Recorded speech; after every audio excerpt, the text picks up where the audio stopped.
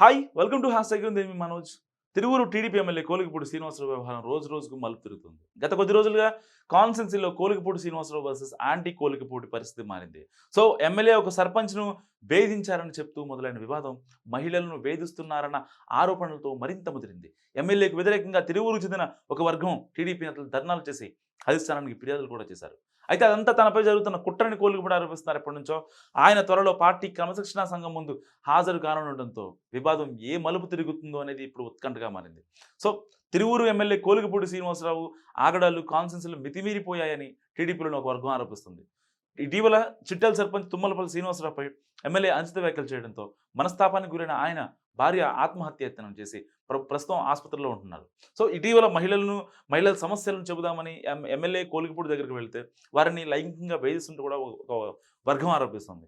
ఆ క్రమంలో పలువురు రోడ్డెక్కి ఎమ్మెల్యేకు వ్యతిరేకంగా నిరసనలు తెలిపారు. ఎమ్మెల్యే కోలికపూడిని వెంటనే సస్పెండ్ చేయాలని వారు డిమాండ్ చేస్తున్నారు.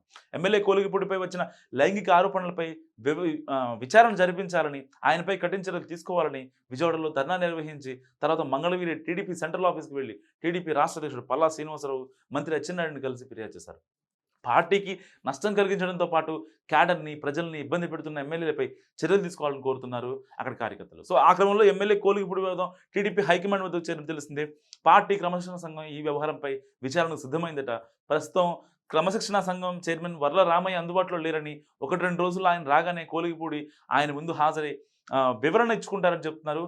ఆ క్రమంలో వివాదం మొదలైనప్పటి నుంచి కనిపించకుండా పోయిన కోలికపూడిని కాన్స్టెన్సీలో ప్రజల ముందుకు వచ్చారు. తనపై వచ్చిన ఆరోపణలపై విచారణ జరిపి నిజమైతే తనను అరెస్ట్ చేయాలని ఎమ్మెల్యే అంటున్నారు. సో అబద్ధం అయితే సర్పంచ్ భార్యను అరెస్ట్ చేయాలని డిమాండ్ చేస్తూ నిరవధిక దీక్షకు దిగారు. అయితే పార్టీ ఆదేశాలతో తన దీక్షను విరమించాలి ఆయన. సో తనపై పథకం ప్రకారం చేస్తున్న అసత్య ప్రచారాన్ని కాన్స్టెన్సీ ప్రజలు నమ్మరని కోలికపూడి ధీమా వ్యక్తం చేస్తున్నారు. మరో 2 రోజుల్లో పార్టీ సీనియర్ నేత వర్ల రామయ్యను కలవనున్నట్టు సమాచారం.